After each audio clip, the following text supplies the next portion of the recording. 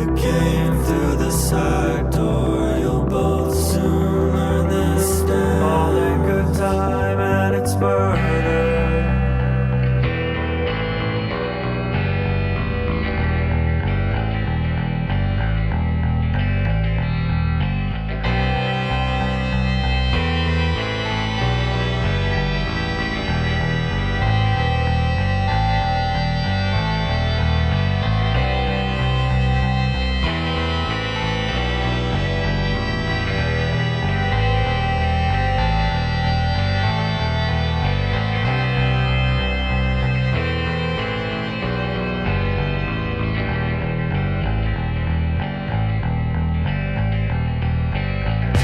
Remember this is what we wanted.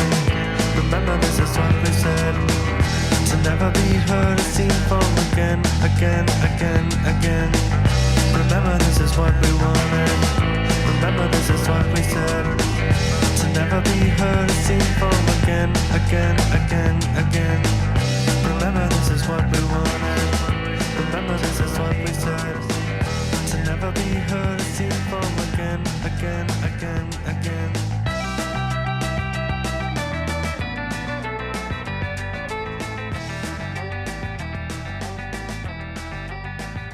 Hi, and welcome to the Beer Temple Insiders Roundtable. I'm your host, Chris Quinn. We have a very special episode, an on-location episode in steamy St. Louis, Missouri, where it's about 100 fucking degrees. I'll break the ice right there. People were asking if we could curse, and we are not on the airwaves, so we can curse, but I just wanted to make sure everybody knew. But we do have some children in the area, so I will be conscious of that. Plus, we have Steve and Libby Crider, so I assume there's no helping if there's going to be some cursing. Anyway, thanks, guys, for listening in. We are not, like I said, coming to you like we normally do from Studio B of the Co-Prosperity Sphere, Lumpen Radio. But we are, on location, and I just brewed helped. I watched a beer get brewed. You did. Yeah. I didn't, but that's fine. At Second Shift, and thought it would be a fun idea to do a show down here, kind of a St. Louis-focused show. I'd like to do this stuff a little bit more often, so hopefully you guys enjoy it. And if you don't let me know, please. But anyway, I do want to mention that if you are listening over the airwaves of this eventually makes it out there, or if you're listening via podcast, by all means, please feel free to leave a review, no matter how you feel. Leave a review. Always appreciate that. For the people who left reviews that I picked on the last episode, I will be getting your t-shirts sent out to you. I have received all your emails. Thank you so much for following up.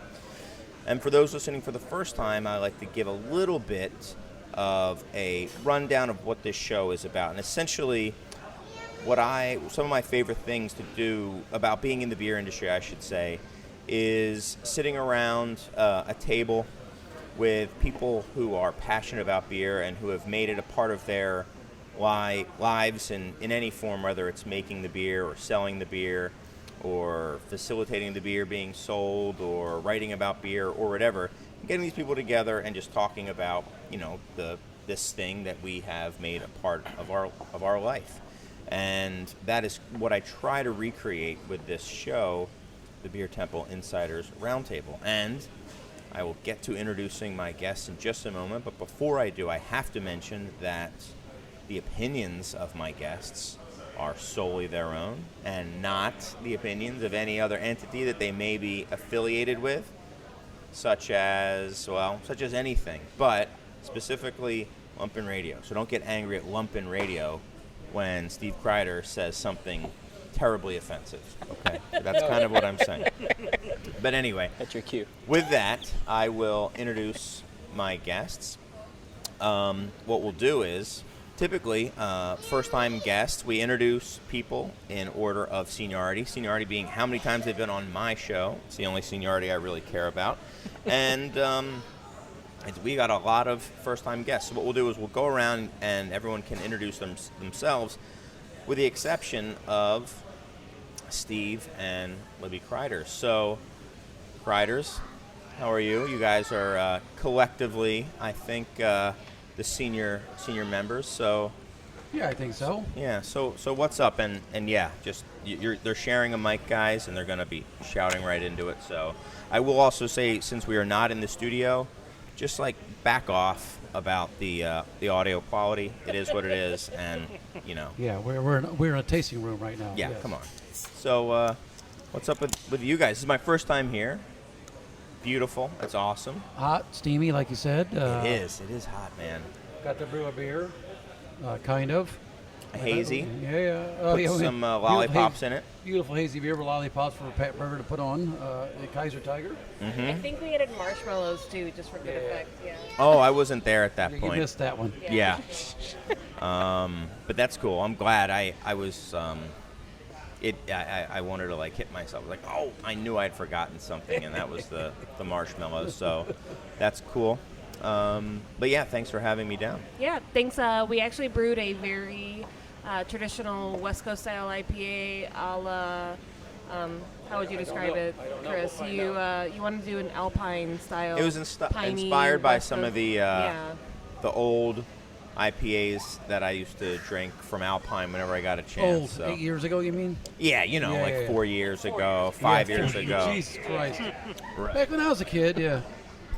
But anyway, yeah. So that should be. We have to come up with a name for it. So maybe we'll do that later. Is that part of the collaboration? Do I get to Oh have yeah, you input get on that? 100% collaboration in the name of it. Okay, good. To steal John Laffler's idea, I want to do Awesome Possum, but we'll go from there.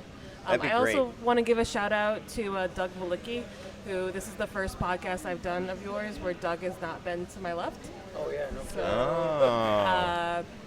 very, very thankful for Doug Walicki's voice in this industry, and sad to not be next to him for the first time on guesting on your podcast. So. It's funny. Hi, He Doug. was just giving me some grief for doing this collaboration because with him in the room, I was talking about how I don't really get collaborations and what's the point of them. And, Sure, you and said that. Steve, you kind of convinced me that they could be fun and they could be beneficial and that you would learn some stuff when you'd been going to other breweries and you really liked them. And I think you had said at that point, we should do one at some point. And then Libby, I forget what inspired it, but you reached out and said, hey, do you want to make a beer like this, an IPA? I think it was probably complaining that there weren't enough good West Coast IPAs.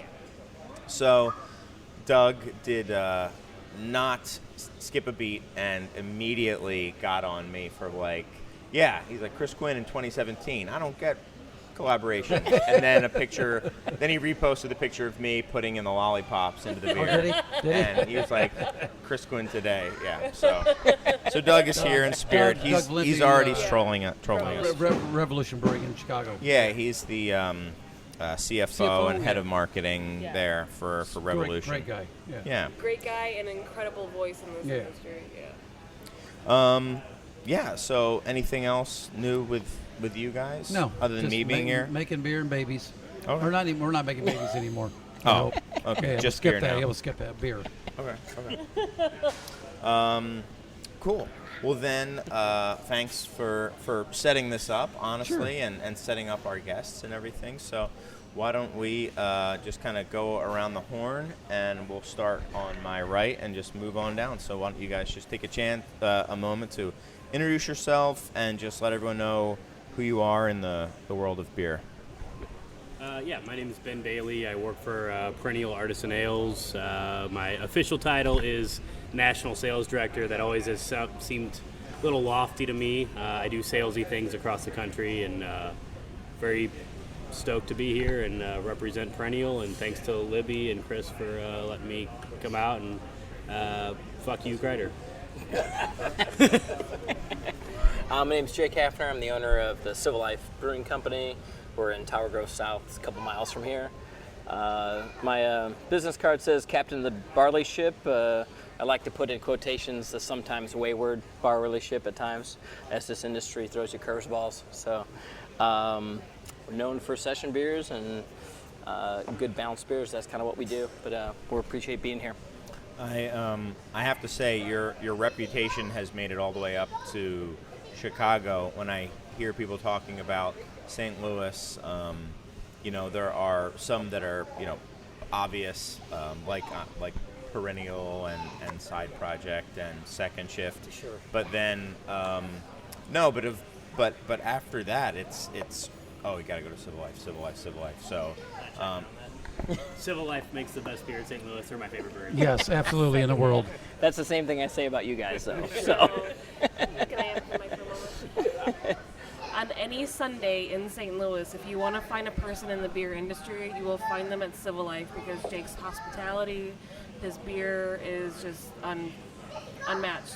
Civil Life is the best beer in Missouri. Thank And you. you said you specialize in session beers? Yeah, moderate ABV beers you sit down and drink for hours, kind of thing. And Normal, beautiful beer. Yes. Yeah. And we've got Dylan Mosley's our head brewer. I used to own a wine beer bar in St. Louis that Libby actually worked at too. After I had sold it, How I met my and how husband. she met Steve, but called 33, which is in Lafayette Square. That's kind of where I got my start. But Dylan is really the force behind the beers, and I give all the credit to him and the way he crafts the beers and balances them and just really kind of constructs these beers that are really nice to drink. And we do the easy part. We treat people well, and we serve beer. So when you say session beers, do you skew towards English styles? So we do English, definitely during the fall. Our list goes more towards English. We bring in an ESB yeast strain, and we use another English yeast strain we use for a few other beers. But then we do American yeast strain. We're most known for the American Brown, which is about 4.8% ABV. Which is what we're drinking right now. Right there, yep. But then we make a nice range. Like right now, if you come in, we've got 6, almost 7 lagers, I think, right now on draft, and then that'll start switching pretty soon as we start running out of those and start bringing on fall beers here in mid-August, kind of. Ah, So awesome. And how long have you guys been around? 7.5 years. So yeah, we're in our 8th year now. Well, thanks for coming by. Oh, well, we appreciate you coming down here to see us in steamy St. Louis. Yeah, for real, man. I mean, the weather is just pleasant. Is this what it always is like? Yeah, even in the winter now. It's actually not that bad compared to what it should be. Right. not We've that actually bad. had a pretty good summer. It's been lovely. Yeah. This is a little hot right now, but Yeah. but it has been a good summer. Year before we was did have triple a spring, digits, yes. All right, and then last but not least. So my name is Justin Harris. I'm one of the owners of St. Louis Hop Shop. We're a craft beer bottle shop down on Cherokee Street in South City, St. Louis. We've been open we actually just celebrated 4 years, so we're going in our 5th year now. Congratulations. Thank you, I appreciate that. Our goal just coming into the city was just to provide a place where we can really just showcase, honestly, like first and foremost, the amazing beer that's brewed here in St. Louis, but then beers that we can get from all over the world. Very cool. I know that desire. It's It's a great I place. can relate. Yeah. So then let's just get right into it. What I like to do is almost kind of like an icebreaker, is just go around and everyone can mention a beer that they've had lately that's been enjoyable, or a beer that they're maybe looking forward to trying, something like that. Again, I'm going to lean on the Criders a little bit. Since they've been on, this shouldn't take them by surprise, although looking at Steve's face, I think it has taken him by surprise. So maybe Libby can I'll go ahead and start. jump in. Yeah. Alma Mater Brewing out of Kansas City. They dropped off a couple crawlers for us. They're apparently a brewery built on brewers that have been in the industry for a little bit. And shout out to you guys. We got a Crooked Stave Alma Mater collab, and then One of their Czech pills was Yeah. really fucking good. shout out to you guys. The Alma Mater in Kansas City. Check them out when they get open, because I definitely appreciate y'all dropping off those beers, and they were fantastic. And I'm going to lean on Justin hard for this one, because Justin has his thumb on this industry and what is coming up and what is good. And the Hop Shop has been one of the lifelines for us So honestly, I've been kind of keeping it simple here. Lately. I would say I've been drinking a lot of the what's it called? The heavenly body from the Oh, from Well-Being. Well-Being, yeah. Yeah, it's like a non-alcoholic beer that we got here. Really? Which is weird because like I'm not wheat beers has never just like been my thing, but that's And it's non-alcoholic. You yeah, said? yeah, yeah. That's kind of what I've been drinking. called? lately. Heavenly the Body? the Well-Being. From Well-Being. Oh, all right. I have not had that one yet. Yes. Are they on all non-alcoholic? Nothing but NA. Brewery? Yeah, nothing but Yep. Where are they based out of? they're right based in Here, St. St. Louis. Louis, yeah. They do a reverse distillation process Right. over at O'Fallon, to where they're brewing and then reverse distillation. And So they take the alcohol out there under a vacuum, exactly. very low temperature, Yep. boiling the beer, but very low temperature, getting the alcohol blown off. So they brew a nice beer, They're brewing beer and then reverse boiling it, distilling but yeah. boiling it Or at distilling. 82 Yeah. degrees or something. I think he said. I don't, yeah, but it's very low temperature, so it doesn't damage the beer. Get the alcohol blown off. So everything's below 0.5% alcohol, and he's kicking ass apparently. Yeah, he's doing really well. Really? And are you selling a lot of that at your shop? Yeah, we have been selling a lot more lately, but they've come out with a couple different ones. That's just been kind of the one. The Heavenly Body has just been the one I've just gravitated Stuck towards. in your head lately? Yeah, yeah. Wow. I've heard about this NA beer thing, but I'm always a skeptic until it's like staring me in the face that it's like, I said the same thing about seltzers, and then I was like, oh, okay, well, I guess I can't say they're stupid anymore. I can say they're We're stupid. coming out with a line of 42 I- different seltzers. They're all going to be hazy. It's going to be No, awesome. but yours are great. Yeah, hazy seltzer game. You guys are going to have that on lock. The first one. Hazy seltzer, I like How's that. your pastry seltzer? Is it Pastry. Pastry seltzer? Is it good? Okay, good. I can't wait to try it. Fresh toast flavored seltzer water. Milkshake seltzers are really good. I like them. Skittles. NA, I know in Europe they're huge. Like England, they're taking over, and so yeah. Curious to see how that continues to grow. I know in Chicago there's a few, and I know that some people are dabbling with the idea of going to NA, but it's interesting for someone like you to mention it as the beer that they've been having that it's been exciting them lately. For me, I know the listeners are probably a little bit antsy that I haven't mentioned Scratch in at least 3 episodes, so I guess I should probably say that yesterday I went down to Scratch and had a Lotus Seed Amber that was unbelievable. It was great. I think it was used an alt yeast, and then they found Aaron foraged some wild Lotus seeds and toasted them and put them in his little mash tun that he made out of woven sticks. And that sounds like I'm being silly, and I am, but it's also true. Yeah, right. Strip all the bark off every tree in the county and made a wonderful beer. Exactly. And it's true the beers are that good. They're awesome. They're no, amazing, they're great. Yeah. Wow. And it was also 100 degrees down there. So, today during the brew, I picked the tick off my head. So I was like, oh, I've been at Scratch. That proves he was a Scratch. Yeah, see? I wasn't lying. Went into the beer, actually. And then it's in the kettle. Went right in the kettle. Yeah. Yeah. That was the secret ingredient. Yeah. Yeah. You're welcome. Yeah. Ben? Yeah. So before I get into the new beer that I've tasted and found interesting, I'll just tell you, Sierra Nevada Pale Ale is the best beer ever made. I will talk about that all the time. I've been told I'm the best Sierra Nevada rep that doesn't get paid. Why do you like that beer so much? It's perfect. It's well balanced. It's bitter with a good malt backbone. It's beautiful. It's approachable. It's what people call session nowadays. You haven't before tried it's just another thing. Chris and Steve's collab yet. Yeah, it's called Crider Nevada Pale I like that. West Coast Ale.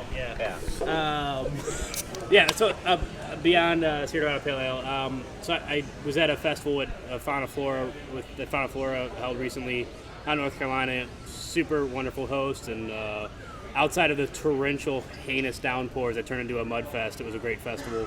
But we were parked next to Penn Druid out of Virginia. They're an all wood-fired, all cultivated on property, yeast pitched brewery that their quick sours take 11 months. They have a house sack strain that they sent out to be plated that's 100% sack, which is fucking rad. And their mixed culture strain is awesome. And so I got to drink a couple of their beers, a clean saison, a mixed saison, and then a peach saison. They're all incredible. The guys clearly are passionate, know what they're doing, and they're making some of the most interesting beer out there. The fact that it's wood-fired, the fact that it's inoculated with all house properties, it was really cool and nice folks, and just some of the best beer I've had in recent. That's awesome. I heard, I think somebody from Penn Druid at the latest CBC conference out in Denver. I think someone from Penn Druid was there talking about like farmhouse ales and that sort of stuff, and it was pretty cool. And it's interesting that that style, even if it's a teeny tiny bit, is catching on somewhat, because there were several breweries from around the country who were kind of trying to make that their focus. It's cool, especially when they pull it off and make good beer with it, obviously. And like they were, I was the guy's name was Jennings, really nice dude, and we talked about trials and tribulations, and we all have our struggles, but a lot of people say farmhouse, they're farmhouse, and they give a shit, and they are doing it in the most genuine way that I've heard of in a long time, and really, really dig what they're doing. So if you're anywhere near them, or you can check them out, Penn Druid is making awesome beer, and they're nice folks, and highly recommend it. All right, so with all the great beer in the United States, but the one that came to mind just recently I had was actually it was an Icelandic porter by Einstock, and maybe it was great because I could only get one of them. Where did you have this? But it was a robust a toasted porter, and my brother had brought it back from Iceland, and had a real nice kind of coffee note to it, a little bit of a smoke, kind of a smoke note too, but just a real nice smooth porter, about 6% ABV, and I think that's kind of the great story of beer that's going on right now, is what we saw in the United States in that 2011 to 2015 is carried over into so many other countries, and you're starting to see craft beer kind of everywhere right now, which is great. It's a great time to be a beer drinker anywhere. So. Yeah. It's interesting that also when you see craft beer going international, it's awesome that there's so much American. It's cool that there's so much American influence. Right. And my favorite is when they're not just simply trying to recreate beers from here, but taking them and kind of tweaking them a little bit. Right. Sweden is the worst or best for that. Depending on how you look at it. They take our beers, jack them all up, and think it's awesome. I'm an old school dumbass, but they do the coolest, nastiest, funnest shit to a beer. Yeah. And think it's great. That's the point, right? Yeah. So yeah. They're nuts over there. Yeah, I've talked a couple times about how I like how some of the English breweries, I think it's so cool. Some of the neo craft breweries in England are taking American styles, which were English styles like pale ales and porters and stouts and beer, exactly. And then, we kind of Americanized them, and then they're taking the Americanized versions of their classic styles and then tweaking them back and giving their own little English spin on it.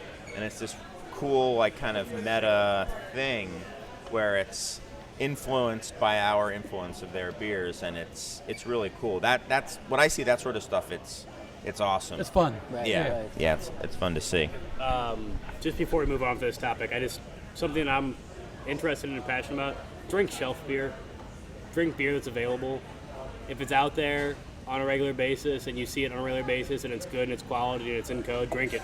Drink it, buy it, enjoy it. You don't have to always chase the whale, I think it you kids call it. Yeah. Rare doesn't, I'm not even going to get into it. Just drink shelf beer. Just drink and enjoy shelf beer. That's all. Beer that you can just, you don't have to stand in line to get. Yes. Got it. You don't have to wait in line to get a good beer. I don't know. Shelf turds. Drink more turds. Yes, there won't be any turds if you drink shelf turds. Yes. Yeah. It's amazing to see the beers that have become, quote unquote, shelf turds. like KBS. Yeah, I know. KBS just sits on shelves here. It's I know. mind-blowing. I know, it's amazing. That was the one I was thinking of because Yeah. we were saying at the shop probably last week, we've never seen a beer go from, people calling, following 4 years ago. 4 years ago. Its fall from grace is bizarre. It happened like Do you think that anything instantly. has to do with that with the whole founders discrimination case? I don't think so. No, I don't think No, so. I think they're tuned out. I think consumers aren't tuned into that like we are as an industry. I think there's just way more of it than there ever was, and people just aren't as interested in it as they It wasn't were. hard to Fair get enough. anymore. Yeah, Yes. which stinks. I mean, Look at whatever. CBS also, like, CBS, I know, man. yeah, same thing. But I'll even extrapolate that out to just Boulevard Pale Ale, Beautiful beer. Sierra Nevada Pale Ale, The just best. nice Pivo pills, like just whatever good beers that you should be drinking all the time when they're People because never they're shuts good. on a shelf. I should never. And right now, It does here. It does in Chicago, rather. Does it really? Yeah, it's sad. It's been hard to get fresh Pivo. It's here so much that we don't get it as much anymore because it sits so. Exactly. That's exactly what's one of the happening in best- that's Chicago. Top It three is- in the world. Agreed. Yeah, it's one of the best beers. As breweries who are producing some, whatever you want to call it, hyped beers, You get Pivo drink Yeah, we good carry beer that's Pivo. available all the time. Sell? Yeah, it does. Pivo is probably the best-selling like year-round one that we carry from Firestone Walker. Good. And we do a nice amount of it on draft too. So On yeah. drafts. Yeah, Pivo. And I that mean, Kellerman just takes care of you. but yeah, no, it is. It has been weird to see certain beers fall from grace, like you said, like the CBS, the KBS, the things with founders. Like I remember a couple years ago when we opened up, we would literally have people waiting at the door prior to us opening. Now it's not that big a deal. No, and that like we would just have stuff sitting on the shelf. Everybody, we're And it's- Americans. We want now cool to sip as cool. And I'm obviously the emotional side of the brewery, but I will Yes. take into a huge account of that is the whole founders discrimination case. There's a lot of people that felt really hurt the way the founders approached that entire situation. There's still no resolution for it. There's still nothing that's been public. There's been some kind of bullshit PR that's been put out there, but how But do does you- the general public know about that? I think the general public dictates, the people that are in the know kind of help dictate what the general public is interested in. If, there's certain people in the know that say that, oh, I'm not interested in that anymore. It doesn't really matter what their reasoning is behind, that is not in the know anymore, so we're not really, and I don't know, I could be completely wrong with this, but there's a certain subsect of the beer sector that is really upset with founders right now and still continuing to demand an answer, and I feel like that's hurting a lot of their sales of recently. I won't buy Green Zebra, which I absolutely adore that beer, but I'm still waiting for an answer for what their reasoning behind that was. Why would you label somebody as the black printer and the white printer, the white guy and the black guy, and they won't answer. And I wasn't trying to discount that or dismiss it. I just think the general public isn't as tuned into that stuff as we are. Yeah. I don't think so. It'd be nice to think that they are, and that's affecting sales. And But they also watch us. They yeah, watch us. they a lot. do. Yeah, I wasn't trying to be dismissive. By any means, No, but yeah. and I wouldn't. Yeah. Yeah, absolutely. Yeah, I mean, I'm not. Yeah, I wasn't commenting on the validity of that one way or another, but I personally don't think that's having anything to do with it because all day 15 packs are, keeping that. That's why that They're selling it. Founders Yeah. is growing while almost everybody else their size is shrinking. Right. Yes. Yeah. Yeah, I think a So- combination of it is also what I see with older brands. It's the more established you get, the less cool that you are, and so it's yeah. it's a fine balance between that. I mean, Schlafly Pale Ale is just as good today as it was years ago, but people won't even look that way just because it's you got the younger breweries or the more cool breweries, and I mean, you definitely feel it on a national scale. I can only imagine if you can feel it on a very micro scale, then you would have to feel it on a larger scale as well, where people just we got this one, we'll buy the 15 packs of all day. It's no knock to anything that they're doing different by any means, but it's just the perception. People will feel I done had this a million times. I done had X, Y, and Z. The crazy thing is nowadays I'm finding that there are a whole generation of craft beer drinkers now who've never even had some of these classics, but have seen them on the shelf for so long that they just assume that shelf beer isn't good to drink. And it's wild that, you know, someone's never had, I don't know what a good example would be, but like a Boulevard Pale or a Tank 7 or a Sierra Nevada Pale Ale. Yeah. or Amagang or a bunch of people. The big English oatmeal stout. Sam Smith. Sam I mean, Smith. yeah, absolutely. Oh my! They Sam- call them new money. I cut my chops on Sam New Smith New? chocolate, so yeah. The new. Yeah. Yeah, but a lot of them have never had those beers, and then The best they beers. and they kind of sometimes are pretty flippant about like not thinking those are worthy without ever having any idea about them. And it's funny how some of these beers that are really popular now are becoming, to me, almost like caricatures or cartoons of flavor profiles. I mean, some of these smoothie IPAs are, and even just recently, just within the past couple months, I've seen ones that are like they pour thick, like they pour like a smoothie. It is literally a smoothie, not beer. It's smoothie. Yeah. And I like wild. smoothies, but don't call it a Smoothies beer. are fine. I like I mean, most people like smoothies. I mean, they taste good. They're made out of ice cream and they Yeah, have it's fruit not in beer. them. And Yeah. yeah. But Whereas 2013 when like somebody poured actually a heady topper into a glass and saw particles and freaked out. Can we talk about how like we got kegs returned because our beer poured hazy because of the yeast? Like, yeah. All of a sudden that's Yeah. acceptable. I used to send out. Apparently, I was doing hazy beers when you shouldn't do hazy beers. Everyone else was cloudy. Filter anything. I mean, Yeah. perennial filter. None of us have filters. Do you have a filter? we have a filter now. You Yeah. should, because Yeah. you're making beautiful, normal Right. fucking beers. Yeah. Yeah.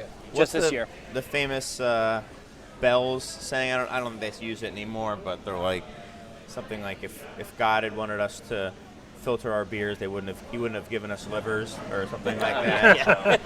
But I think Allagash, years ago, I saw one. I haven't seen it. And I want to claim it's mine. I've said it before, but it's not mine. I think it was Allagash that said, "Our beer is cloudy, but so is heaven." Yeah, I loved it. Yeah, I I like saw that. one quip of that, and I'm going to steal it. Yeah. Let me use that. So let's That's all I like. I'm using it now. Yeah, I love it. let's get into one topic, and before we get to a break, we're not going to take a station ID or anything like this. You guys had some pretty interesting ones that I want to jump into probably in the second half, but I'm just curious, and I would think a lot of people around the country are as well, about what it's like to be a small brewer or a small beer specialty shop, you know, someone who caters to that sort of crowd in the home of the, the big bad AB? AB. And also, has it changed at all since AB has been bought by InBev, and also since they started to acquire craft brands as well? Like, what's it like here in the hometown? I mean, we don't have to do a whole history of it, but I would genuinely be really interested to hear about that. I'd love to jump in. I think, a couple things to note real quick is everybody in St. Louis has somebody they know that did or did do something for Anheuser-Busch. I mean, plain and simple. Your uncle, your cousin, your neighbor, they brewed, they maintenance, they Distributed, sold, they whatever. did something at AB, and you got free beer because of it, and it was fucking rad growing up. And then if you look directly, I mean, thank you to Schlafly for paving the way, and there's no denying that what they did for us. Right. That all being said, if you look at, Possibly cute. Sorry. no, there was a dog and a baby hanging out. It was distracting for everyone. Puppy and a baby. Yes. It's very adorable. If you look at, the buyout happened in 2009, and then you fast forward 2-3 years, and you had Urban Chestnut, Civil Life, Perennial, and Four Hands all open the doors. Second Shift was doing their thing already. Their transition to non-St. Louis ownership opened the door for all of us. We became the local beer. AB to everyone else in the country is non-local. To us, it was always local. It was a huge component of our Identity? yeah, yes, identity, but also economics, man. I mean, it was our economy. It was our pride. It was beyond anything that most people can comprehend when people say, "Oh, you drink that shit." It's like, no, man, we drank hometown beer. It's like it's very different for us. At least it's different for me. I won't speak for everybody, but when they changed, it really opened up a door, and I think that's why a lot of us have flourished, because now we're the local beer, where AB before was the local beer, and I think that's been great. I won't get into the damage that the buyouts and the infrastructure that they're afforded can do to us, because I don't feel like that's a fair thing to cry about. We all have our own struggles, and we're doing the best we can to make what we do, but don't think for a second that their infrastructure isn't damaging all of us. That being said, it's, we all drank Busch, we all drank Bud. Still do. We still do. Yeah. We grew up on it. It was hometown beer for us, and that was a hard pill to swallow, but we've also been very fortunate that we've been allowed to do what we do because that buyout happened. So that's my take on it. It's not going to be everyone's take on it, but it's definitely my take on it. Ben, you are as eloquent as always. And, I think there needs to be a big differentiation made with AB and AB distributors in St. Louis, which I don't think that a lot of people realize that is a huge distinction that has happened in the past few years. And I assume that's what you meant by infrastructure? Is that what you meant, the distribution channel? Yeah, yes, and I mean that nationwide. And for the record, I have, we're situated with several bud houses. Most of them do a really fucking killer job for us, especially locally in St. Louis. We have wonderful people there that have they just do a great job for us. Yeah. I don't want to say anything ill about them because they're crushing it for Perennial, and we're so thankful and appreciative of those people working hard for us. But it is a advantage that when there's a buyout that happens with a large brewing infrastructure, it changes the accessibility and gives a direct advantage to those people who are bought out. That's all there is to it. There is. There has been one distributor in particular in the city, which represents both Perennial and Second Shift, that I know has done a very, very, very cognizant job of making sure that we are recognized and we are represented. And Their name is Sydney Brockman. her name is Sydney Brockman. And her name before that was Michael Sweeney. Yeah. For sure. Her name was always Michael Sweet. But that is a big distinction that I think a lot of people don't recognize, is there's AB and there's AB houses. And within the state, whatever state you're in, there are several laws between AB and AB houses. Anyway, that's something else we can get into. Jake. I think there's something else too that I always like to think about with AB is what they did provide for us was this massive amount of beer drinkers in this city. And now it's all of our goals. I have a much better chance of converting them to drinking our beer than I do if someone's drinking a spirits or something. Yeah. And so I think that's always just a huge opportunity for us to look at these customers and realize, man, all these people out there are starving now for something that they can support locally too. Because it was all about that being local. And if there's anything I could say to AB, it's if you could just bring your really good jobs back here, because they took a lot of great paying jobs out of the city, and they used to support our charities in this town like nobody ever could. And those are things that were real important to this city, and if there's one thing that they could do to bring those back, I'd be so appreciative, because that is important for our city, and I think it's good just to look at them as a company that did so much for this city many years, and we all grew up, wearing AB stuff, going to the tours when people came into town, and that was a big identity, thing for us here. So it's to see it be different. It gave us all this great opportunity, and they did lay this, this patchwork of opportunity for us too. But it's just growing up here, it's we've got this great opportunity now to sell our beer because people are looking for something different. But they do play a strong role here as a big employer, and I hope they bring more better jobs back here, because we lost a lot of really good paying jobs here. And also for you fucking nerds out there, they make consistently quality beer. I Some hate of to the say best. that. Heard that. If you've been to the AB lab, Crazy. holy shit, they could crush us in a second. They could crush all of us in a second Call with it their quote-unquote quality. shitty beer if you want, but they make quality, consistent beer across the country. You'll get a beer made in 7 different locations, and they all taste the same. It's remarkable. It's a feat of quality Which that we can't do. We can't do it. We can't do it. One thing I'll say to push back a little bit, or maybe to give some perspective as someone whose local beer was acquired buyout by AB, and then they took all the jobs, started producing it not in the local town, and so I mean, I guess that's just business, right? Somebody bigger buys you and then takes the big job. So I guess I it's funny because I started hearing some, like, you guys were kind of like lamenting it a little bit, and that's kind of how I felt about Rolling Rock when they did the exact same thing to Rolling Rock. Obviously a much smaller scale. Latrobe, Pennsylvania is far from being St. Louis, but it is. But then again, on the bright side, that town was really hurting, but craft beer saved that town as well because they started doing contract brewing for them, and it kind of had a silver lining. So, Justin, have you found that people are they interested in your shop? Do they care if it's a AB product? Do they care less? Like, I know when people hear it, at least people who come to my shop, when they hear that it's like owned by AB, it doesn't have the same interest level, with the exception of maybe Bourbon County, like literally just that brand. Yeah.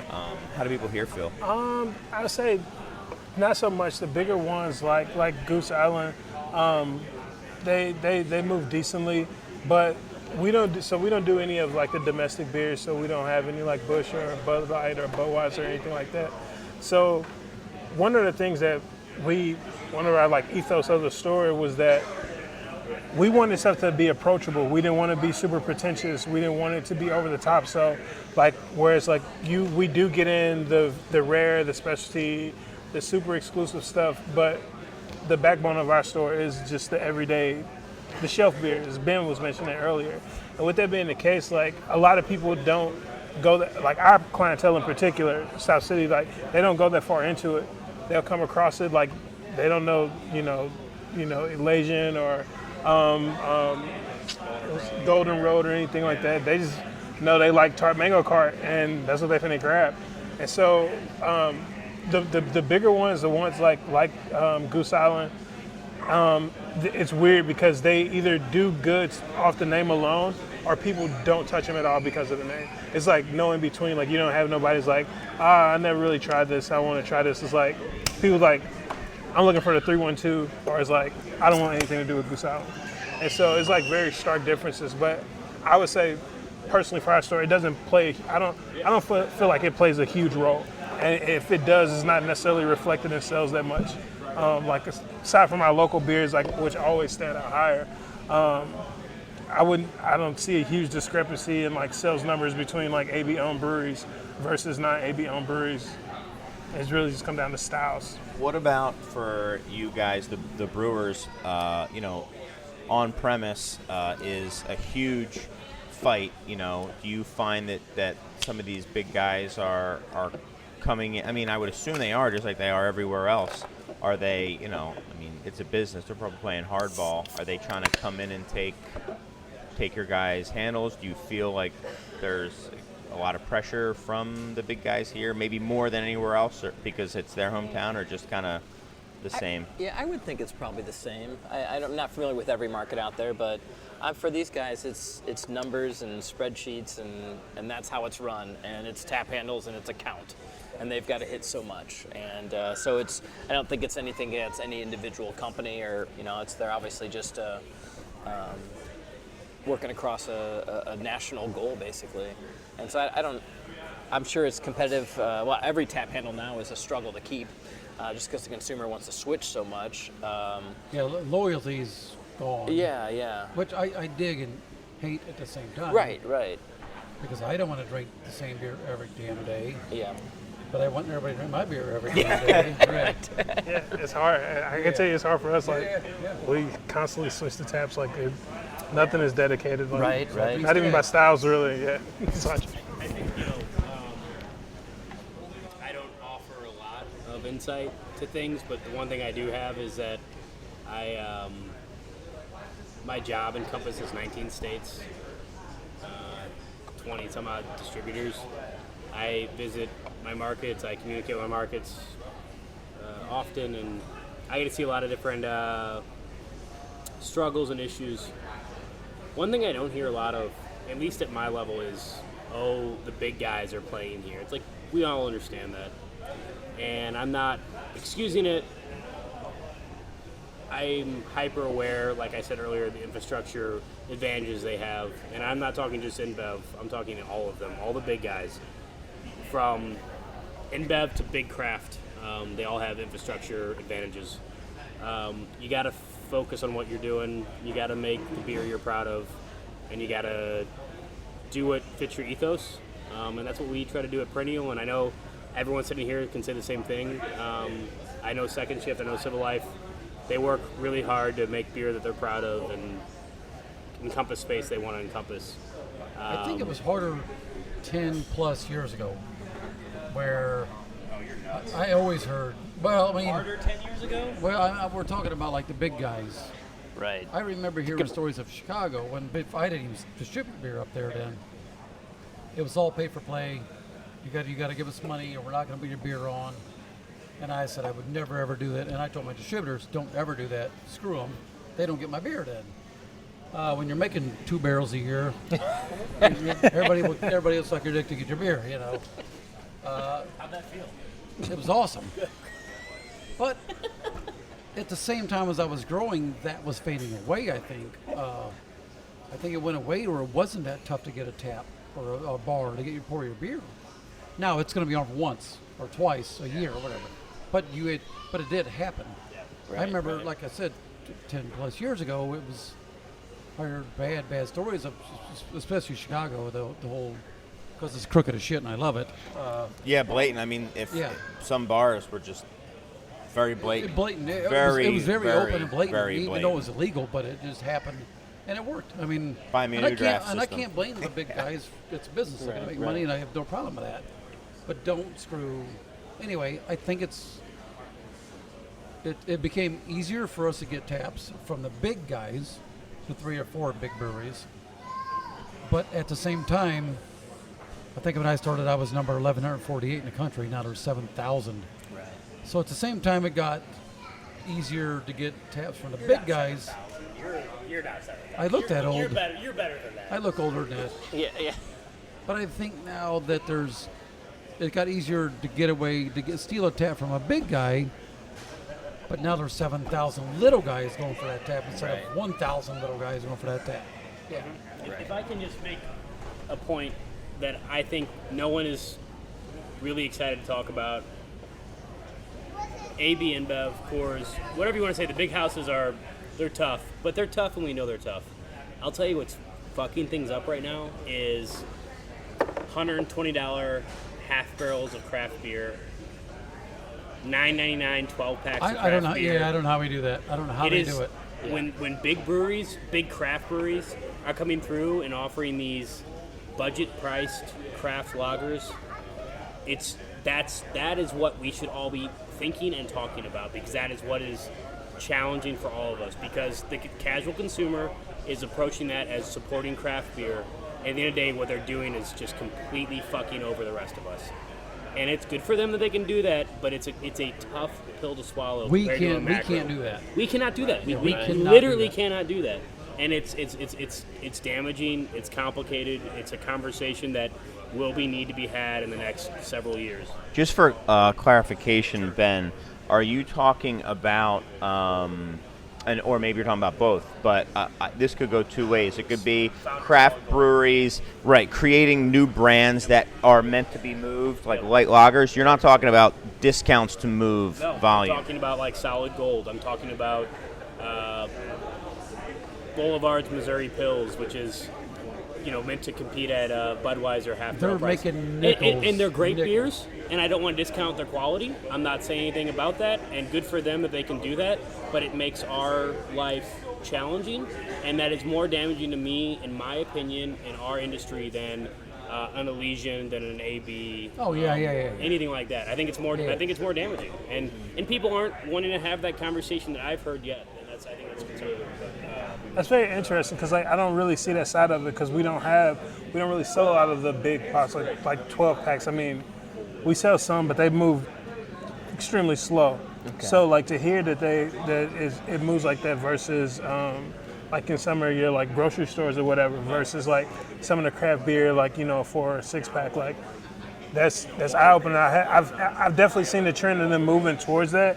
Even with the single serve beers, the stovepipes, everybody's like moving to 16 ounces to do the individual just the single serve beers, and that's something that that's definitely something I've paid attention to as a retailer, but we've never seen that huge sale of like the more volume packs of craft beer. So to hear you say that that's very interesting. I didn't. I mean, think about it, man. I mean, so if our Pilsner goes out there at $9.99 a 4-pack, and we're super proud of not only the beer in the can, but we're super proud of the price point because it's an expensive beer for us to make. We don't make a ton of money on it, and we love that beer. We want it out there. But then Founders comes through at $9.99 for a 12-pack. Yeah, it's like, well, fuck me running, right? I know. It is the economies of scale. It is, right. They make $1 million nickels, and we're trying to make several $1 off whatever we're doing. Yeah. We'd love to be able to price our beer like that if we could, but there's I no wish way every we beer can was afford $1. to. I wish every pint of beer was $1. right. You've said that for a decade. I've always did. I can't do it. Yeah. Now, Ben, what's the difference about from AB being tough, but we know they're tough, and Founders and Boulevard and some of these guys who are financed, one, are larger, but also do have deep pockets in their ownership. Why do you think it's different, and is it only different because of people's perception of these breweries as more quote-unquote crafty versus a Goose Island or a Golden Road, or why is that fucking things up but not Goose Island going in and selling $50 half barrels in some markets as it's been claimed and kind of doing stuff that way? Or is it the same thing? It's just kind of maybe not as clear cut. I mean, I think, it's twofold. I think, well, first and foremost, let me start off by saying, from a social contract standpoint, if we're all being capitalistic, then they're all winning and good for them, and that's, like, the best way to go about it. And, I'm not here to, cry over spilt milk about what capitalism is or isn't. That's not the point of this podcast. That all being said is that, I think that public perception is very different for a brand like Founders versus a brand like Goose Island, even at this point. And I was really talking about the big macros. I was talking about a Bud, a Busch, a Miller's, a Coors. I think, everyone talks about what Bud houses do or don't do for craft beer industry. I think if we want to talk about it, what's really going to kill us is we're going to cannibalize ourselves. And that's the saddest part of the industry right now, is we're going to cannibalize ourselves. That's all. I'm not, as the kids would say, throwing shade at anybody. Are you woke? What? Are you woke? I woke up this morning, yes. I'm not. I just think it's a conversation we will be having, that we need to be having, and that is going to be way more complicated than everyone sitting here and saying Budweiser's the devil, Coors is the devil. That's an easy thing to talk about. It's very complicated to talk about breweries we look up to and admire and cut our teeth on doing similar tactics. You know what is interesting to me is when I see much smaller breweries than like a Founders, for example, because that's what we've been using as an example. Founders is fine, for the record. Yeah, we're just talking about their shelf turds. We love Founders. Yeah. But I mean, we have to use them as an example, and they are succeeding very much at doing this. And I find it interesting when you have smaller, independent, regional guys trying to compete at that level, coming out with 15-pack cans, like Revolution and a lot of other people who are going to multi-packs to try to compete directly with people for those grocery store placements. And, you know, it's a volume play, and I'm curious if they have, you know, how much are they actually making on that? Can they afford to be doing it? I feel like I can't afford to do it, and I can't afford not to do it. Kind of like their hands are tied. I will simply say, go back and read the Modern Times GoFundMe, and if you guys want insight into how those types of concepts and business plans work, the Modern Times very transparent expose on raising funds is, in my opinion, is allegorical to the entire segment of this entire segment of the industry we're talking about. Yeah, he came out with that like shortly after one of the buyouts, I think. Yeah.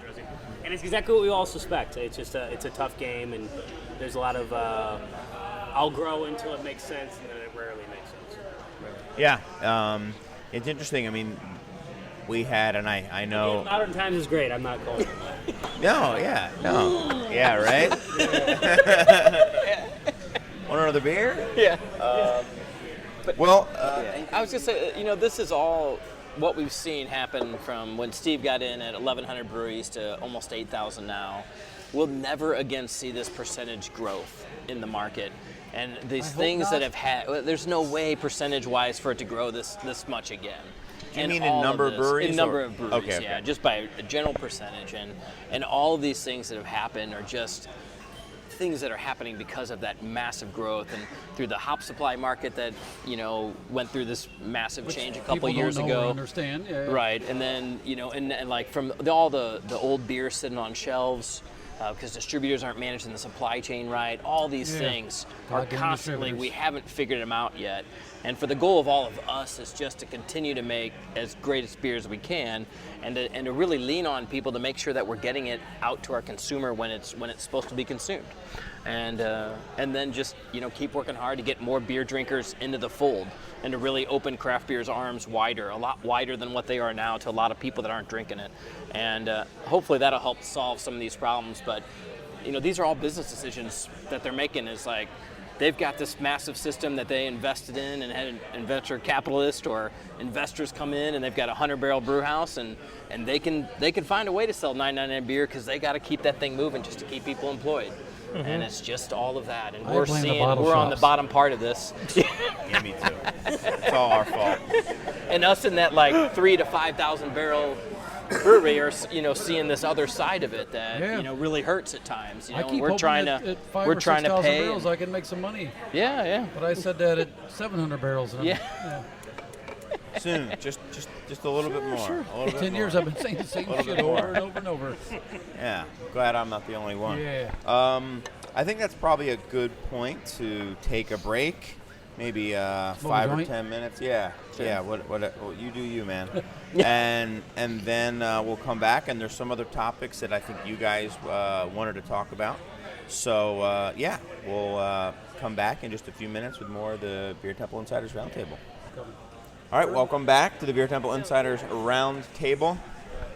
I am your host, Chris Quinn, and I am joined by, I hope I get this right. I am joined by Steve and Libby and Ben and Justin and Jake. That's it. All right. Yeah, that's a first for me to get everybody's name right. So thanks again for having me here, guys. And we're talking about some St. Louis specific things, but also I think that probably are relatable to people all over the country. And to kind of go further down that road, there were a few things that you guys had mentioned that you wanted to talk about. And so there's a few things. I'll put them out there and let you guys kind of pick up what you feel like talking about. You guys said you wanted to talk about the Missouri franchise laws and the 3-tier system, and then also about the bigger breweries buying all the cool, quote-unquote, hops and then charging ridiculous prices and selling them back to smaller breweries on the secondary market. Any bites on that? I'll just start talking about one of them. Number one. Number one. All right. So Libby, you wanted to talk about 3-tier and Missouri franchise? I think a lot of states have the same issue we do as far as franchise law. I know that we've been quote unquote reminded in a lot of states that we distribute in, not just in Missouri, that the moment that you sell a drop of beer to a distributor, you're a franchisee of them. That you're quote unquote beholden to them until you can prove that they've done you wrong. And was supposedly set up, what was it, 40, 50 years ago? To protect us after Prohibition, but now it's an inhibition to small local breweries. And how does it hinder you guys? So there's been a couple larger houses that basically own the rights to our beer because we've sold them beer, and they refuse to sell our beer because Steve has opinions on this. It is not performance based. So we have to sell beer. A bar or a retailer or a store has to buy our beer from a distributor. Now, we can self-distribute. It's a pain in the butt and expensive. So a franchise state, which are multiples of, we're one of them. Once they sell one glass, one bar, one bottle, one can, whatever, you're married to them. If they don't perform well or they don't do a good job, it's like getting literally married. You got to get divorced, and it's expensive. And you have to prove them wrong, which is tough. The burden of proof is on us. Yeah, the burden of proof is on us. But that distributor also might carry literally 5,000, 7,000 other brands, not just beer, wine, liquor, soda, whatever, any kind of liquid, basically. So they can't really represent you well if you're one of thousands. You could be in a house with only 20, but which is cool. We have a few of those, and you could talk to them and they fix stuff quickly. But when there's thousands of SKUs that they have, tens of thousands of SKUs from thousands of different suppliers, you're stuck with them. And if last year they sold $10,000 worth of your beer, and in the previous 12 months they sold $10,000 worth of your beer, which is not a lot of beer at all. That's one batch of beer. And then they suck forever, but you have to give them 90 days to fix it, and they usually won't or don't. Then you want to split off from them and get another distributor. They want 5 to 10 times, even 12 times I've heard now, last year's sales. So it could be that $10,000 could turn into $100,000+ that you, Upfront lump sum type thing. me, the brewer, or the other distributor that I'm wanting to sign with has to come up with. And we don't have that money. None of us at this table has that money, as small as we are. So you're stuck with a distributor that just can't or won't or doesn't know how to sell your beer. Some people do it. Some people are good at it. Distributors. We have, I would say, half our distributors out of 12 are really good, and the other half are not at all. And they just don't know how to sell their beer or don't care, or they'll lock you up. They'll sign, I didn't know, I've done this before, sign with a distributor because I thought I needed to. They buy a couple pallets of beer, and then done. Now they have me locked up. So no, in their market that they sell their beer in, I can't take away from their taps. So they also sell Bud Miller Coors or some other brewery that they're beholden to more than me, or they're making more money than me. They got me locked into that market. I can't steal taps from them, if that makes sense. Right, you can't compete with them. The book. Yeah. And Right. so I know someone out there, or people out there who are listening, are thinking, well, if there's too many SKUs and there's too much wine and soda and spirits and beer, why would you sign with them in the first place? And it's kind of, what I would imagine some people are at home saying is, well, you made a mistake. To which I would say, mistakes happen, and there has to be some remedy to do something. Too. I mean, you're gonna sign up with some houses that are small when you get there and big when you start selling beer or 2 years into it. You know, you can't control the brands you're signing. You know, you also got to realize that it's like dating, man. You know, the courting period is wonderful. The first date is beautiful. Second and third date are fine, and by the fifth date, you know, you get a cigarette put out on you. It kind of sucks. And it's just it's one of those things. Classic fifth date. Yeah, classic fifth date. I think we should let Ben talk more. Seconded. But it's brutal. It's you know, you can go into a relationship, and it is. I'm sorry, at this level, at our level, at everyone here's level, it's a relationship that you're hoping you chose wisely. You're hoping they're people that are genuine and caring and loving, and you hope they give half a shit about what you're selling that you do because you put your life into it, and they've got 30, 40, 50 other brands that they're really committed to. And then sometimes you have very little recourse, and sometimes you don't. Sometimes you go into these relationships and you say, hey, if we're all unhappy or if someone's unhappy, we got 90 days and we can get out of it, and that's great. And that's becoming much more common, and there's a lot of distributors. I want to be very clear, there's a lot of distributors who are really rad and lovely and kind and caring. There's a lot of bigger houses that aren't, and they will take advantage of you, and then they will put you in the, they'll put you in timeout when they don't like what you're doing. They will order minimum orders, and it can be a really tough conversation to try to get yourself, any kind of mind share. And mind share is all we can ask for. You know, if the reps are in the distributorship are happy with you as a person or you as a brewery, then you're going to get better attention. If they're not, then you're not, and it's tough. It's a very tough thing. And one thing, to kind of your point earlier, Ben, about how the relationships, about cigarettes, how it changes is if you are kind of a specialty focused brewery, like if you're doing Saison or if you're doing sours or something like this, and then that distributor a year or two later hires or brings on rather a larger brewery doing the same stuff, you know, they can just immediately kind of bury you with their reps and their sales support. And there's really nothing you can do. And I've definitely seen that happen before, where you have like a very narrow focused brewery who's with the distributor, and that distributor maybe sees some potential in those type of beers, and then signs a bigger brewery who can produce more of that kind, but it almost creates a redundancy. And then the original, I mean, also to that, it's like,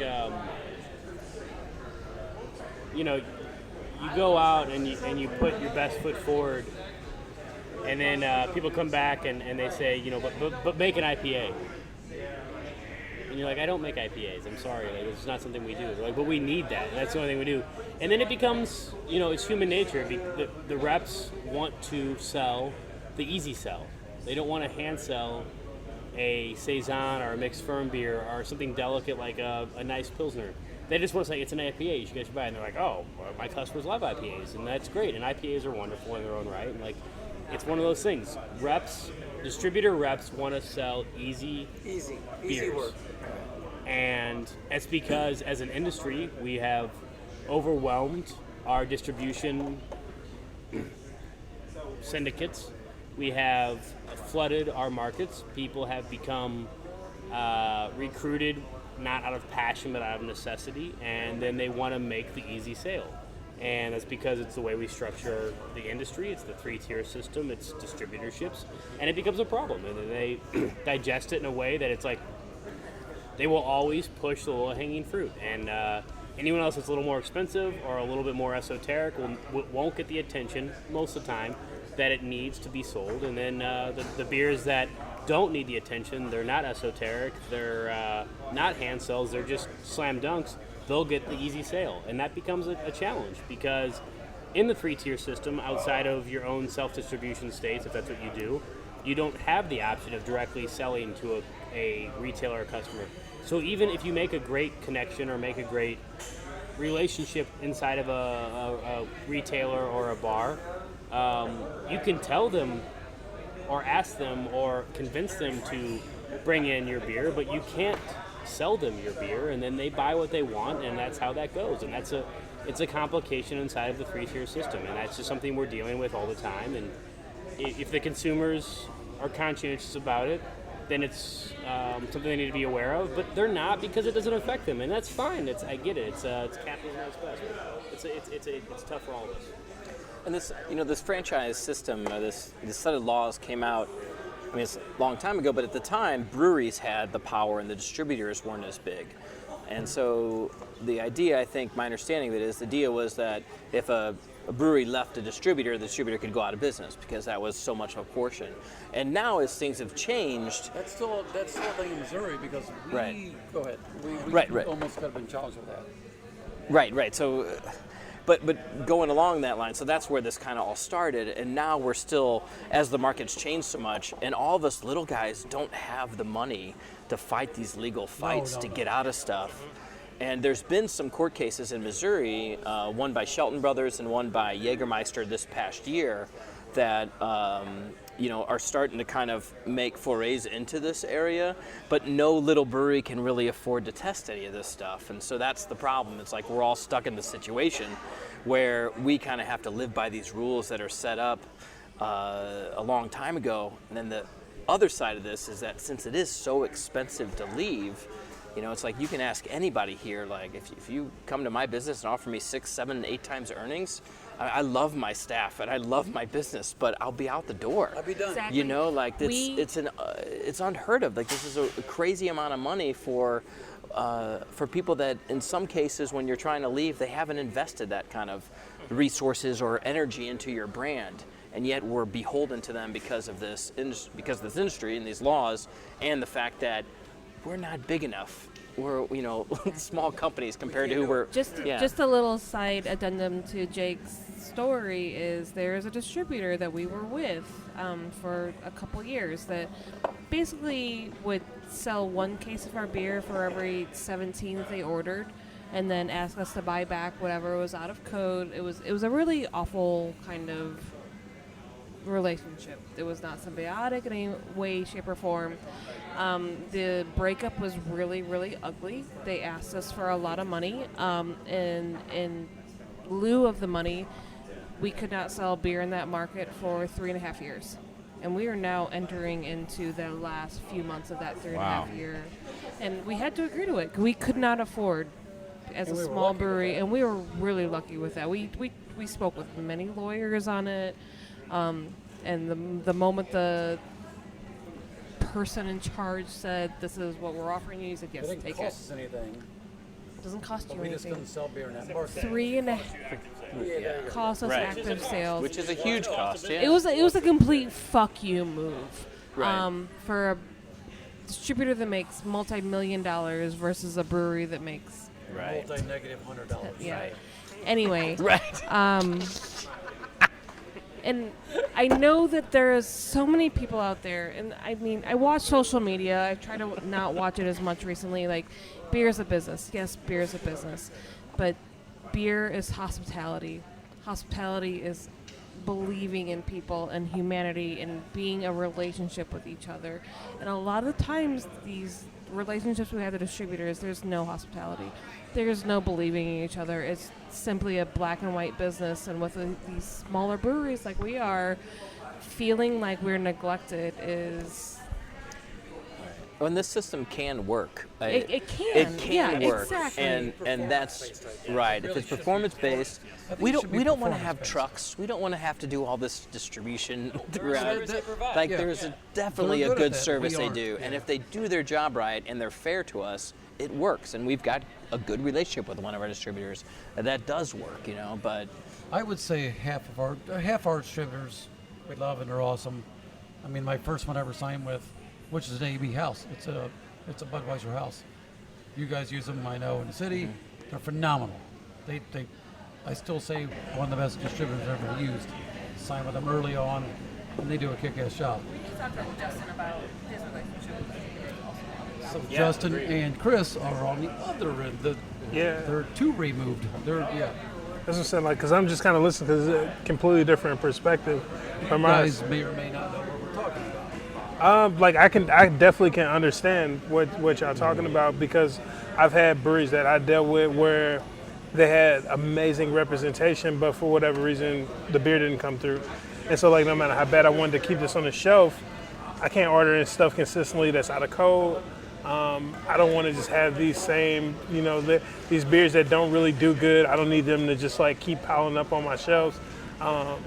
But in the same way, when I think from a retailer's point of view, when I'm dealing with the distributors, a lot of the times it's a lot more catered towards us, opposed to like them dealing with you guys, where it's way more of a just like cut and dry business proposition. Like they're selling to us, so they want us to be able to carry as much as they can. So like even when it's a situation where where I like have to call like one of my reps and say like, yo, like I got these 3 cases of beer that are out of code, they'll come and take care of that no problem, especially for the larger distribution houses. They'll come and take care of that no problem. Or like sometimes I'll have a rep that will come in and if they check and see something. But our relationship with the distributor is completely different. I will say that in my experiences, I've thoroughly enjoyed dealing with breweries that do self-distribution. It's just a level of freedom. It's a level of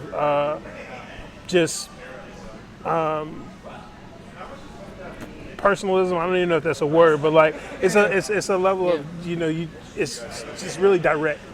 And you can it's extremely so, and you can make whatever happen, and like when it's like You know what's going on. It's not a middle person that's telling you exactly. what you don't know is real and what's not. Like you get somebody that knows what's going on. Like one-on-one distribution gives you an one-on-one of what the hops are, what the reality of getting accessibility to that beer is. Like the one-on-one is so precious, which is why distribution partnerships are so important. Is those are people that are gonna like represent you and carry that message on. Like, trust me, if we could do a one-on-one distribution, But I understand a distributor can't.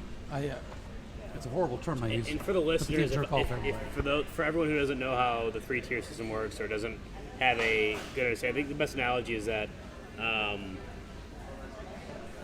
every distributor is like a Yelp reviewer, and they can tell you good things about your establishment or bad things. And if the distributor wants to shit all over it and give you a 1-star review all over the place, they can and will, and it'll have repercussions. If they want to give you good 5-star Yelp reviews, they will and can, and it'll give you good repercussions all over the place.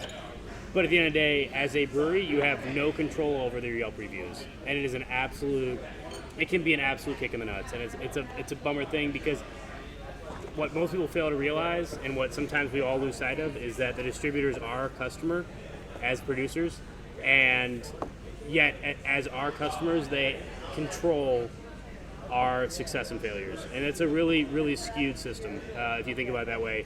When a customer, a direct customer like that, who is buying wholesale, controls your success, it can become incredibly complicated and convoluted, and it can be really demotivating.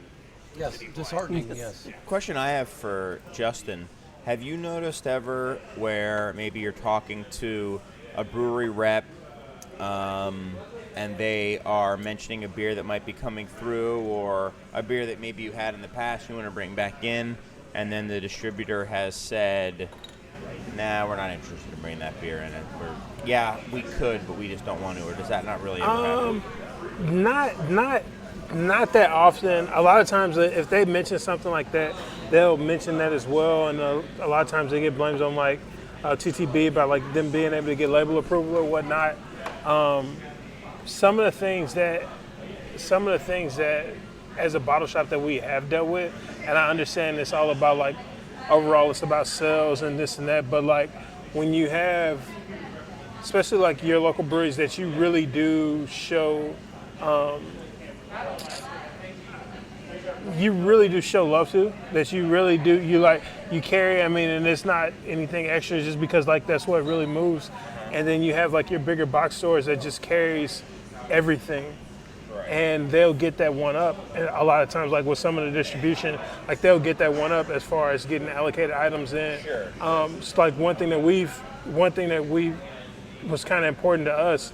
And initially, it didn't even have anything to do with allocation amounts or anything like that, because we weren't really hip to that. But like creating a really strong relationship with the breweries, like with the people actually inside the brewery, especially here in St. Louis.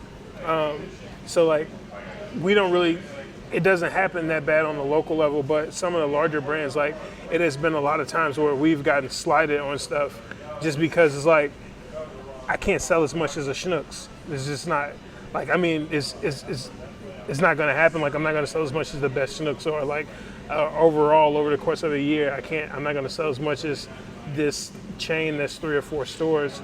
And so in a sense you understand it, but the way it is a little disheartening, because you feel like I'm an actual a specialty shop, opposed to just like somebody that can buy 10 of everything.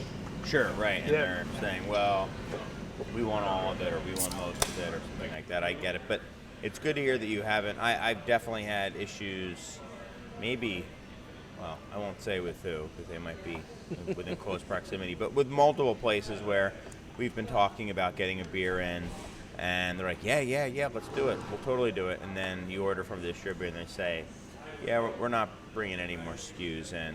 And then they're like, but there is this new Limerita flavor that you should try that we brought in. So you don't really have to, that's interesting. I want to ask you this, like roughly about like how many distributors do you deal with? Distributors, not including self-distro, stuff like that.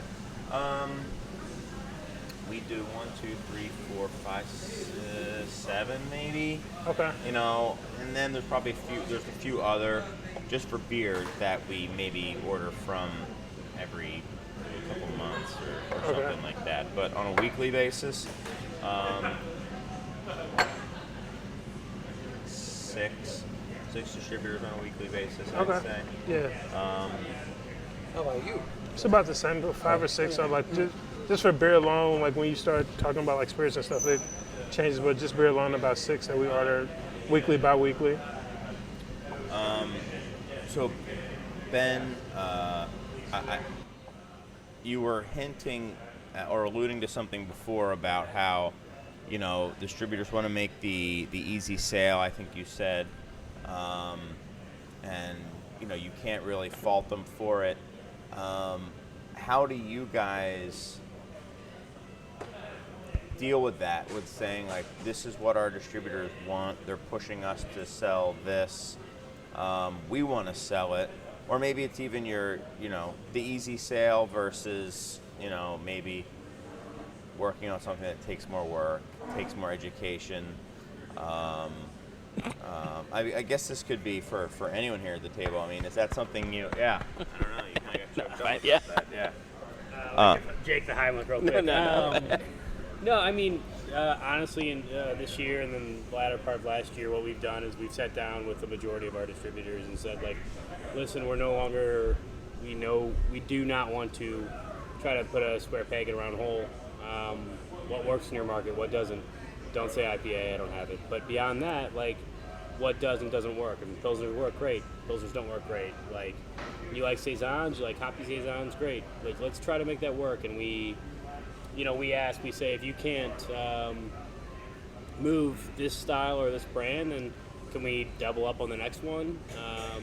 We're small. You know, we're very fortunate. We have a lot of brands with some gravitas that can help us sustain our business. And then outside of that, we can approach our brewery or our distributor partners with some open-ended flexibility, and then we can say, hey, you know, what works for you guys, what works in your market, let's try to make that work the best we can. I think that's huge. It's been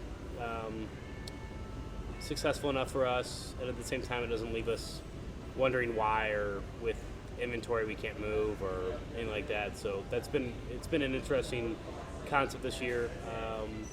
we're also looking at just ways to fit into the market without completely jumping the shark. And it's tough as a yeast-driven brewery, which I still consider us yeast-driven outside of the stouts. Like, it could be a tough conversation, but we're lucky that we have a handful of really committed distributors that want to make what we do work, and we want to really highlight those distributors and those beers and those styles. And I think we're constantly talking about how to evolve, and it's tough, but it's also rewarding, and we found a lot of success by being genuine and honest with our ethos, and also trying to evolve where we can without, like I said, jumping the shark. So, When you say jumping the shark, do you mean, what to you is jumping the shark? like lactose puree smoothie bullshit. Yeah, cinnamon toast crunch. Yeah. I mean, like, listen, like, I can't deny that Perennial, at the end of the day, I mean, we were in the forefront of pastry stouts. And I don't consider our beers to be in what the current colloquialism is of pastry stouts, but we were there. I mean, we started big, north of 30 Plato adjunct stouts. That put us on the map, and we're so thankful for that, and we're so grateful for everyone who appreciates those beers, and we're really proud of them, and I think they're better every single year we make them. But at the end of the day, we also make really lovely, delicate mixed firm beers, and a really nice Pilsner and a really nice Oktoberfest, and we make beers that we're proud of across the board, stouts or not. But, like, I also feel like we have yet to quite jump the shark, and we are playing some hazy beers, and we do them in our own manner, in our own fashion, but we want to keep up with times without completely giving in to, I don't know, just Glitter beers. Glitter beers. Glitter beers like you fuckers, yeah. Yeah, I know I did it. Well, I know you did it. Yeah, we made 10 gallons of it once. 10 gallons of glitter beer. Yeah, like 5 gallons twice. At what point do you put in the glitter? Is that a hot side edition, or do you try glitter? It's top secret, and I couldn't tell you how we did because it was very good. Okay. And your poop come out glittery. It was nice. Yeah. Cool. And when you flush, it made a nice swirl in there.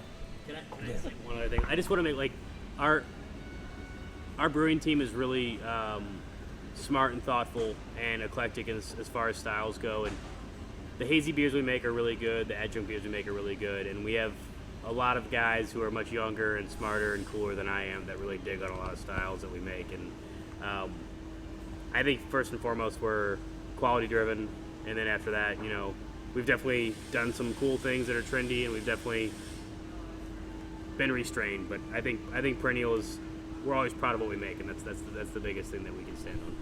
I know something that I complain about, and it certainly, some people tend to agree with me, some people vehemently disagree with me, is this, someone called like a monoculture that's we're starting to drift towards in craft beer here, where there's more and more breweries, and they seem to be focusing, for the most part, on smaller, like stylistically, just like becoming narrower and narrower, and just going super deep in certain styles, rather than kind of like spreading across. It seems like Civil Life might be a great example of not doing Right. Your hazy IPAs are fucking rad. Yeah, the best. I mean, do you make hazy IPAs? No, we haven't. How about IPAs? That's Steve and I long-running joke about hops. So Yeah. I have many opinions about this. Yeah. There's so many breweries opening, and God, please forgive me if I offend any of my friends out there, but your mom shouldn't have told you because your homebrew was special that you should open a brewery. I'm sorry. There's so many breweries opening these days that there's so many things wrong with the beer, and we get so many people bringing in their beer, asking us to taste them and expecting praise, and there's nothing that we can praise about them. I'm sorry. Like, just because you think that you can brew a beer does not mean that you should own a brewery. Owning a brewery means not sleeping for 7 days straight. Owning a brewery means dedicating your time to the brewery and then wishing that you're with your family. Like, there's so many things that people don't realize. Like, oh, it's so cool to own a brewery. You're gonna drink beer, you're gonna hang out with people you like, and you're gonna have a cool family. No, like, You're not going to hang out with people you like. You're going to hate the people you hang out with. this is a small business. This is fun. And we don't sleep. We want to know how we're gonna pay our employees. We want to know how we're gonna get the hop. Anyway, please don't, because somebody told you they like your homebrew. Please don't open a brewery. Please. Come talk to us. Or come talk to us, please. I'm begging you right now. Just because somebody likes your homebrew, please don't open a brewery. I wouldn't change a thing. Yeah, I think things are a lot different now too. Just because, when we opened, and Dylan, who's our brewer, was a home brewer, and Mike, and that's kind of our core team from the beginning. But back then, I used to call us the story of three unlikely guys that never worked in a brewery that opened a brewery. And that was fine in 2011. That's a much different challenge now. It's almost 10 years ago. Right. That challenge is so much different now. We were given time to learn and grow and really put our processes in place and focus on quality and hammer that home. And Dylan drives that home all the time with our standards. And you have to be entering the game now if you're doing that with that same level, because which is tough. It's not forgiving anymore, and it's hard. We're not seeing the growth in the industry, so there's not this time to make mistakes and still grow through it. You used to be able to start a brewery and make beer. Yeah. Then it got to where you had to make good beer, and you can't get by with good beer now. I don't think it has to be fucking really good beer. Or really kitschy labels and or fucking not funny good shit. beer, which is puree, smoothie, cinnamon Here's toast how I crunch. say it: if your 5-year plan includes distribution, rethink your plan. That's the only way I look at how a brewery could open today and function. If your 5-year plan does not include selling 90% of your beer over the counter with 3 employees, with you running everything Yeah. and brewing the beer, then don't open a brewery, because it's going to be a very troubled road ahead of you. And I genuinely think that. Justin, hearing that, does that scare you at all? That Ben is saying that people should essentially, if they're going to have a brewery, focus Not sell to you. on own premise. Yeah, own premise and having people come to the source to get the beer. Sorry to you guys and to Michael. Honestly, I won't necessarily say it's troublesome. As a business person, I completely understand it. I hate to see when they do barrel aged Braxis and it goes straight to the consumer. But also as a business person, I would do the same exact thing. So I get that. I think what I have enjoyed, the balance of that. A lot of the breweries still have somewhat of a balance. Especially with the local breweries, I think that's the only thing I can really speak on right now, because any of the non-local breweries, anything special I'm going to get in is going to be via distribution anyway. But for the local breweries, even when they do the special release, the brewery only releases some variation of that goes into distribution, and it's still a large percentage of people that want to get that. I have way more people call a store about a Braxis than I do call a store about barrel-aged Braxis. It's almost laughable when people call the store and ask me for barrel-aged Braxis. It's no, bro, you're going about it the wrong way. But Perennial, for instance, Second Shift as well, I'm able to get the things that I need from them that are exclusive or cool, or what people are looking for, what the consumer is looking for, enough. But at the same time, completely understanding them wanting to sell direct to consumer, because who wouldn't? I can only imagine. You're literally cutting out. Exactly. Go back to the Death of the Cool, Falling Rock Tap Room. That article really hit home with me. I remember crying after reading that. Remember who supported you when you first started out. People don't realize, we're 10 years in now. When we first started out, we were distribution only, and the only way that we made our name was with you. with people like the Beer Temple, with ITAP, with But that was a the different Hop Shop. time. That's It what I'm was trying a to say. It's it very was a different. it was a different Yeah. time, but remembering that is who started you out, and like there's going to be a reciprocation. It's always about the evolution. Like we're gonna get back to the time where on premise is not gonna be I agree. where we make our money anymore. Off premise is going to be like we have to remember these people that support us when we didn't have a leg to stand on. Like, I'm just trying to like send a pointed message to those investors, those pie in the sky dreamers, those homebrewers who think they can make it, and they're like 19 relatives who want to invest into Yeah. it. If you're, I'm not saying that there's anything wrong with distribution. I love retailers. I apologize if that came off any differently. My point is, if you're going to start a business right now and your intent is to distribute immediately, it's a very complicated, competitive game. Shelf space is very crowded. Draft lines are even more crowded. Be thoughtful about what you're doing and think about what as a brewery owner, what your end goal is and how you're going to accomplish it. Because we love you retailers. It's not that. I mean, I live and die by retailers. It's my literal job. That being said, if I was going to open a brewery today, I would not distribute. If I was going to open up a brewery today, what I would do is contract, have a tap room, spend money on a really good graphic designer, and focus on marketing, and just do that. I wouldn't even have a brewery. I would just have a label. Honestly, that's what I would do, and then have them all. Make your shit adorable. Make your shit adorable. Yeah, that's what I would. That's how I would start it, and then if I could, build it up from there. So that's what I would do. And I'm sitting here as a retailer. On the other side, I am starting to see now some retailers.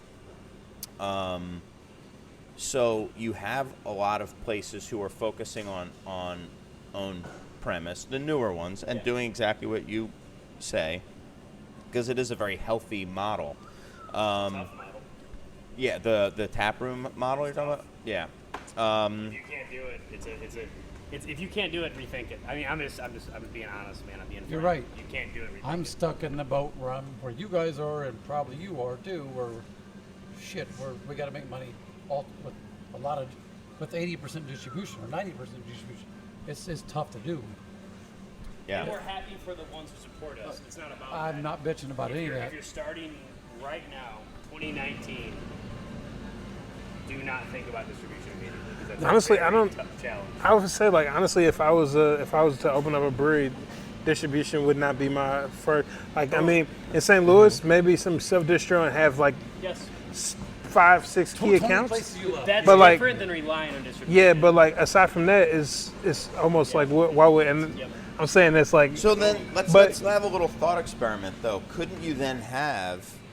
So then you have almost these parallel channels. Then you have the retailers who are essentially only doing distro, and if more and more people locally are doing own premise and maybe some self distro, and then you have other chains that are focusing on probably regional or other people who are taking advantage of kind of the vacuum that could create.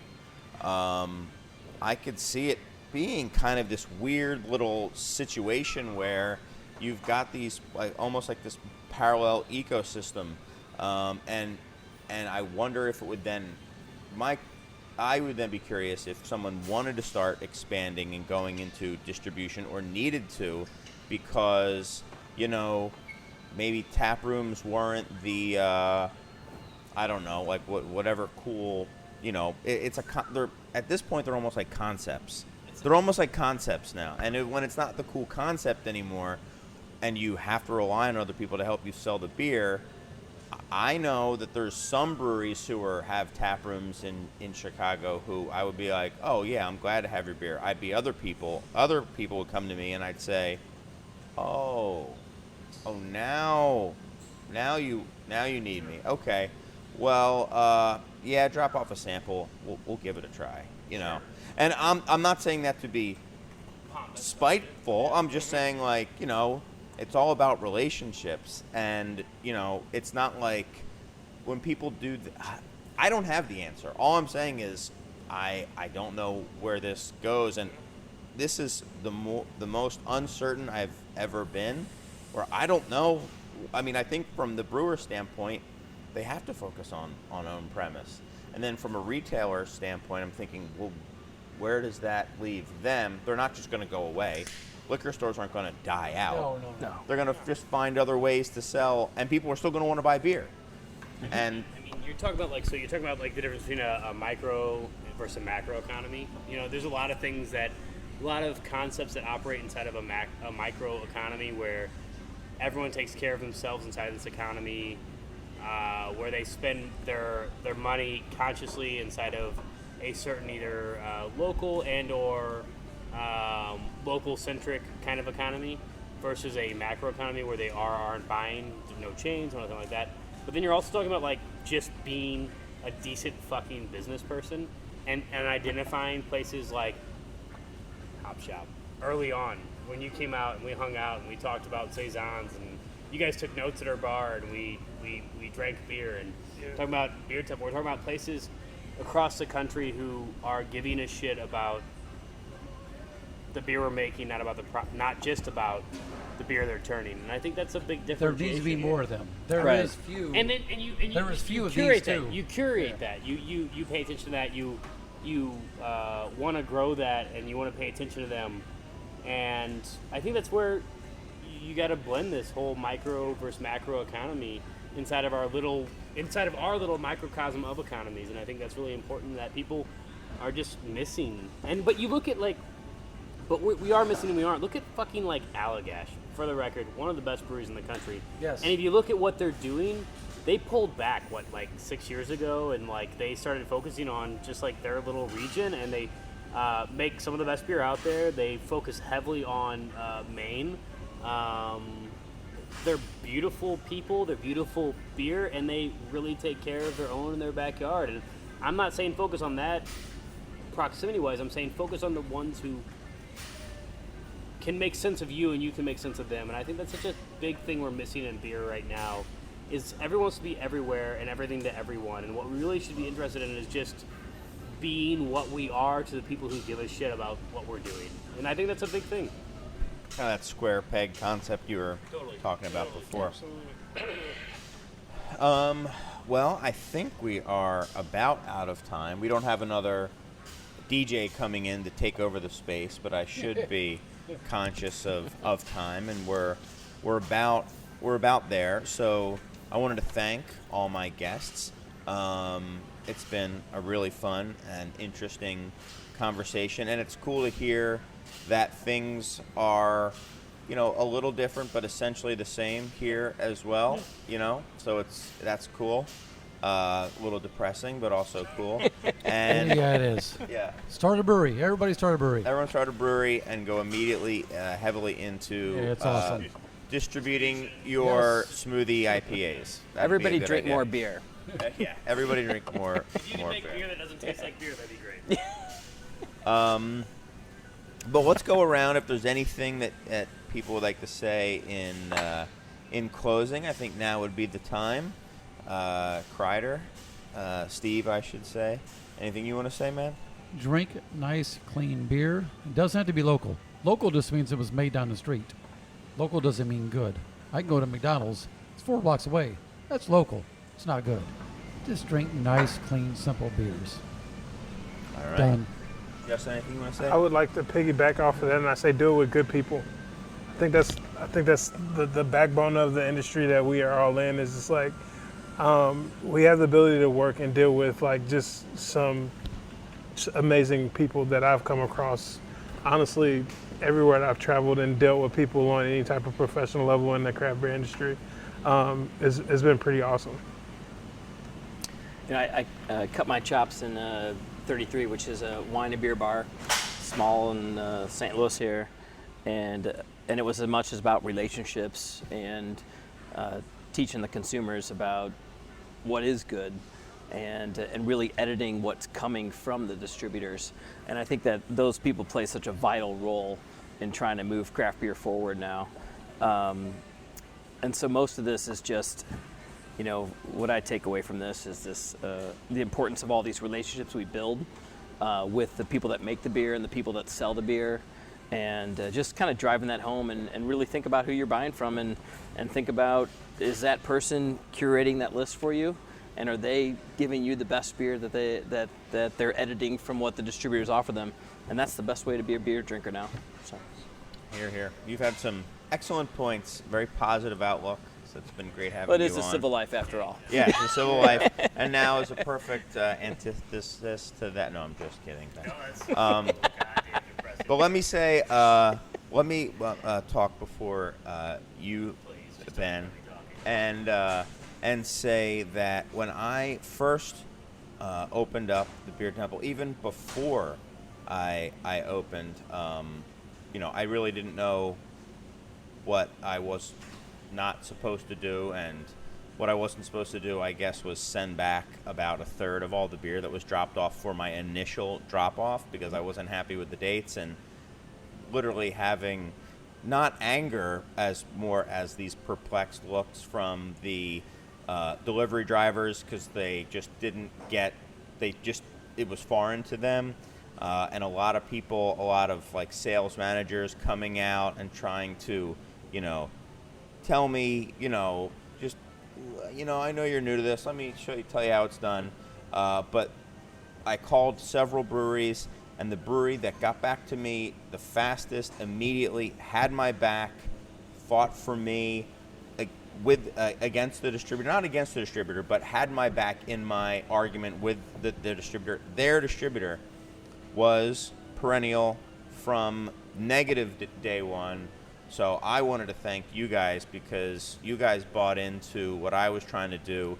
You had no idea who I was, because I wasn't even anybody yet. So I wanted to thank Perennial, because it also, it bolstered me so I could keep that argument up. And who knows, if nobody had done that, I might have just, given in and being like, well, I guess, no, we can't have fresh beer here. So I want to thank everyone at Perennial for having our back and fighting the good fight from like I said, from before day one. So that was what I wanted to say in closing.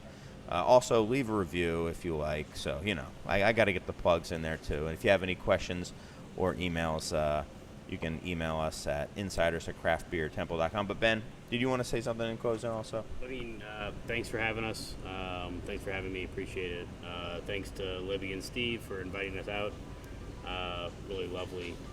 Thanks to Emily and Phil Wymore for,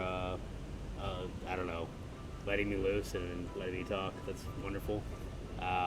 Drink shelf beer, and keep in mind that there are passionate people behind every beer you drink, and we're here to bring what we love to your fridge. So thanks so much. Take care. Awesome. Well, thanks to Steve, Libby, Justin, Jake, and Ben, and everyone else here. We've closed the place down, so I think that's probably our sign that we should be on our way. Yeah. All right, guys. Well, until next time, that's all. We will see you next time for the Beer Temple Insiders Roundtable. So long.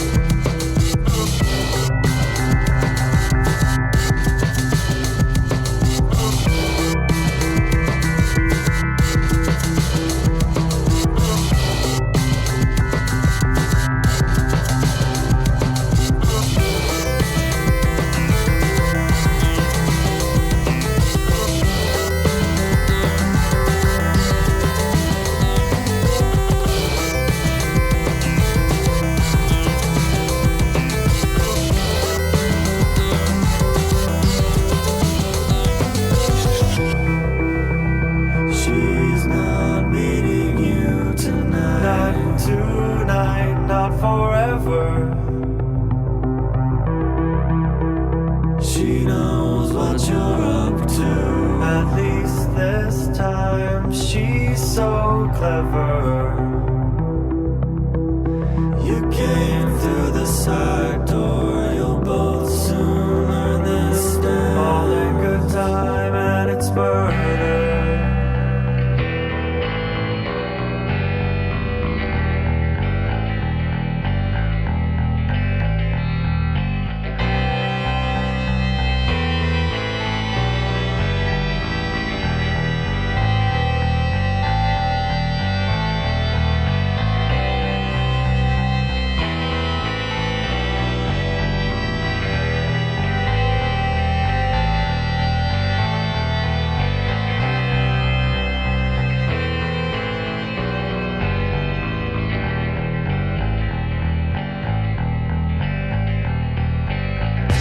Remember this is what we wanted. Remember this is what we said. To never be heard or seen from again, again, again, again. Remember this is what we wanted. Remember this is what we said. To never be heard or seen from again, again, again, again. Remember this is what we wanted. Remember this is what we said.